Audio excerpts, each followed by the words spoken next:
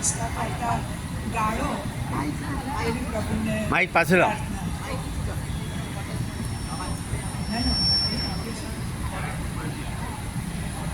50 વર્ષનો ગાળો બહુ લાંબો કહેવાય, પણ સમય જતાં બહુ વાર નથી લાગતી. પણ પછી પાછું વળીને જોઈએ ત્યારે એમ થાય કે ઓહો, બધું કેટલું બધું અટવાઈ ગયું ને, કે કેટલી ઘટનાઓ બની, કેટલા બધા સ્મરણો, કે કેટલી બધી વાતો થઈ ગઈ.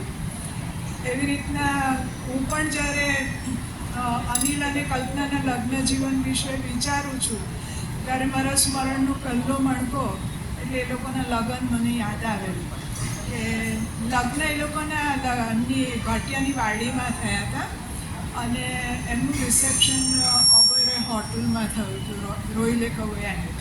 અને એ વખતે અમે બહુ શરૂઆતના મિત્રો હતા એટલે અંદર ઇમ્પોર્ટન્સ બહુ લાગતી હતી લગ્નમાં કે ઓ સુરતથી બધા આવ્યા છે.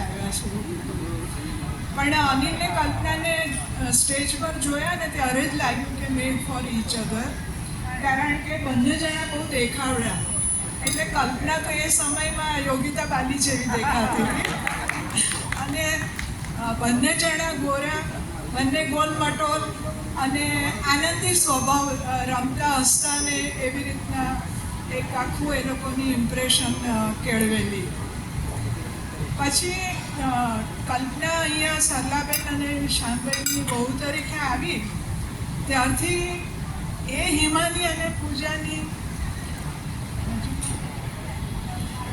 ત્યારથી માંડીને હિમાની અને પૂજાની એ સાસુ થઈ.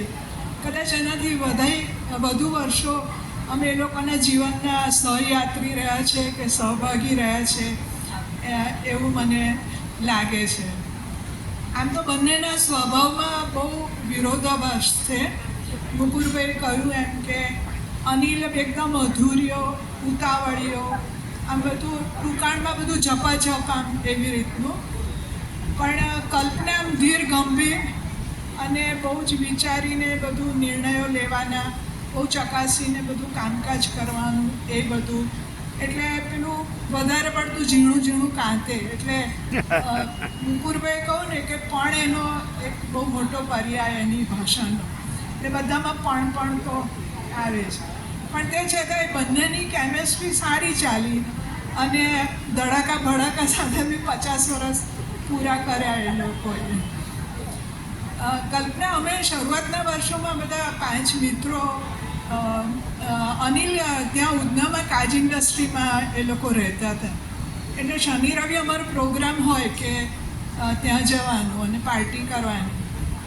હવે કલ્પના પેલી મુંબઈથી આવેલી નવી આમ પેલું એનો સ્વભાવ પેલો બહુ એકદમ વ્યવસ્થિત. એટલે તરલા દલાલની ચોપડી કાઢે, એમાંથી પછી બધી રેસીપી જુએ અને સ્ટેપ બાય સ્ટેપ બધું કરે અને એટલું સરસ જમવાનું બનાવે તો અમે તો બધા બહુ ખુશ થઈ જઈએ. એટલે કલ્પના અમને જમાડે ને અનિલ અમને પીવાડે એટલે મજા આવે.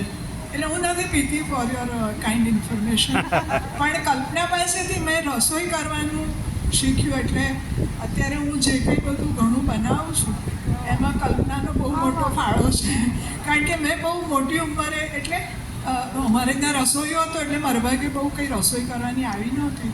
પણ જ્યારથી મેં શરૂ કર્યું ત્યારથી અંડર ગાઈડન્સ ઓફ કલ્પનાબેન એ બધું મેં શરૂ કર્યું હતું.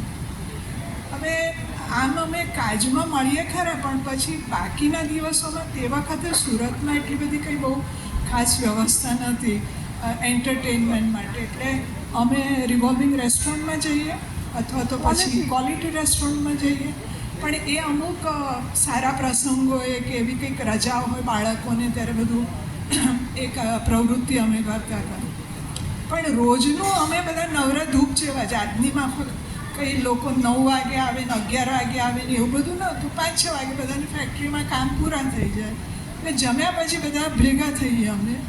અમારા 2 અડ્ડા હતા, એક બનારસી પાન હાઉસ અને એક આ સ્થળ જ્યાં આજે આપણે બધા ભેગા થયા છે.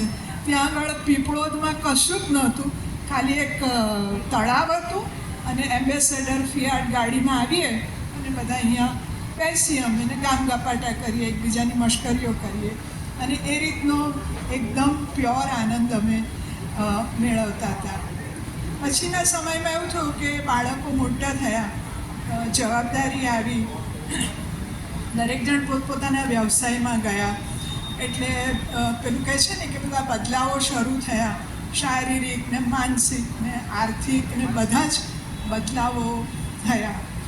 પણ મારું એવું ઓબ્ઝર્વેશન છે કે અનિલ અને કલ્પનાના જીવનમાં જે નથી બદલાયું તે their love for each other and their care for each other is tremendous. કલ્પનાએ જે રીતના આખા કુટુંબની જવાબદારી લઈ અને એક સ્ટ્રોંગ આધાર સ્તંભ તરીકે એણે જે આખા કુટુંબને એણે સાચવ્યું છે, એની કોઈ તુલના જ થઈ શકે એવું નથી.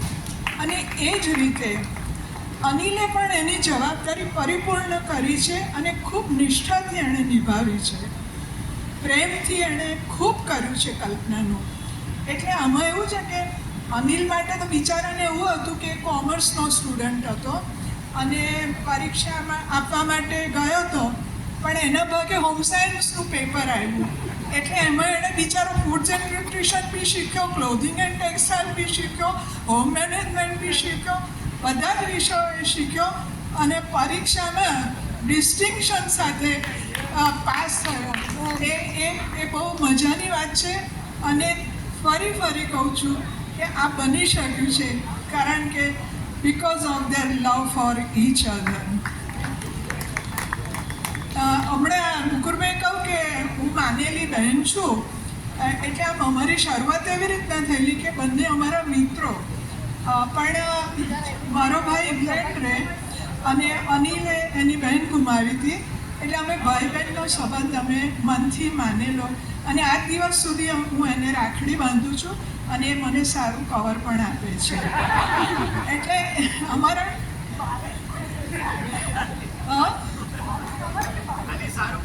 ડાર્લિંગ કવર સારું છે પણ અંદર કેટલો ભાર છે એ મને ખબર હોય છે ને આઈ એપ્રિશિએટ દેટ ભાર. ડાર્લિંગ કદાચ હું થોડું વધારે બોલું તો મને ક્ષમા કરજો, મારા હસબન્ડ મને ટોકે છે, પણ મારી આજે ભાવના મારે વ્યક્ત કરવી છે કે એટલે અત્યારે હું બેવડા સંબંધે અહીંયા ઉપસ્થિત થઈ છું તો એનો મેં ભરપૂર લાભ લીધો છે. એ લોકોની મિત્ર તરીકે પણ મેં ખૂબ લાભ લીધો છે ને બહેન તરીકે બી બહુ જ લીધો છે, પણ એ લોકો પણ ઓછા નથી, એ લોકો બંને પણ બહુ સ્માર્ટ છે. એ લોકોને જ્યારે ગરબડ થાય ને ત્યારે અનિલનો ફોન આવે કે તારી બહેનપણીને કંઈને કહે ને કંઈ સમજતી નથી એમ કે, એટલે પછીથી મારે હા કહેવાનું. પછી કલ્પનાનો ફોન મને આવે કે તું તારા ભાઈને સમજાવ, કંઈ સમજતો નથી, એટલે અનુકૂળતા પ્રમાણે મને બહેન બનાવી દે અને અનુકૂળતા પ્રમાણે મિત્ર બનાવી દે. એનીવે મને એનો બહુ જ આનંદ છે. એટલે આ બધી ધમાલ વચ્ચે પણ જે ચોરીમાં જે હદ પકડેલો એણે એકબીજાનો, અત્યારે હું ઘણીવાર જોઉં છું કે રસ્તો ઓળંગતા હોય કે દાદર ચડતા હોય ત્યારે બંનેના હાથ પકડેલા હોય છે. અને હું ઈશ્વરને એ જ પ્રાર્થના કરું કે તમારી એ યાત્રામાં, તમારા એ રસ્તામાં તમે એકબીજાની સાથે રહો, ખૂબ આનંદ કરો, ઈશ્વર તમને ખૂબ સારું સ્વાસ્થ્ય આપે અને આવી જ રીતના આપણે હસતા રમતા બધા સાથે જીવન વિતાવીએ.